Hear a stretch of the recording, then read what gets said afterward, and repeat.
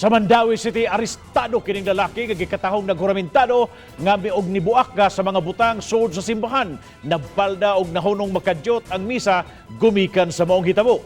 Ang report ni Nico Serino.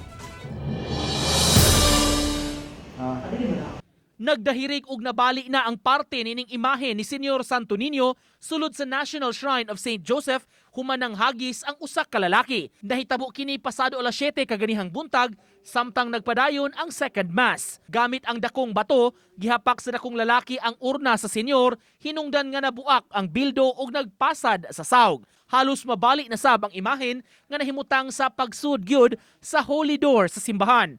May ubang party sab sama sa dekorasyon sa imahe ni San Pedro ang gilangkat. Nagkatag na sab ang flower vase sa uban nga mga imahen. Hubo siyang sinina, siyagit, Ginoo, tabangi sila, nana ko noon, paguman, iya din ang giana sa t-shirt kuno ang flower vase, mo itong hagbong.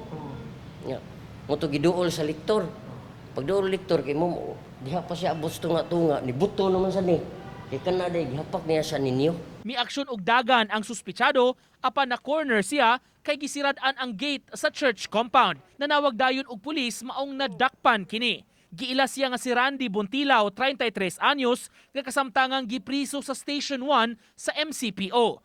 Nagpadayon pa ang investigasyon ug usa sa gitutukan pagtino sab sa medical condition niini. Wala pa tay information kung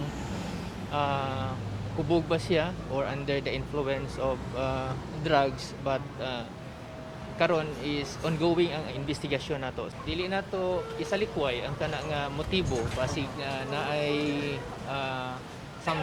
something bothering sa iyang hunahuna. Kasong alarm and scandal ug malicious mischief ang ipasaka batok sa suspitsado. Wa pa namo nakuha ang habig sa dinakpan tungod sa COVID restrictions sa detention facility kay may mga dinakpan nga gipang swab. Uban ni Godfrey Relien, Nico Sereno, Balitang Bisdak.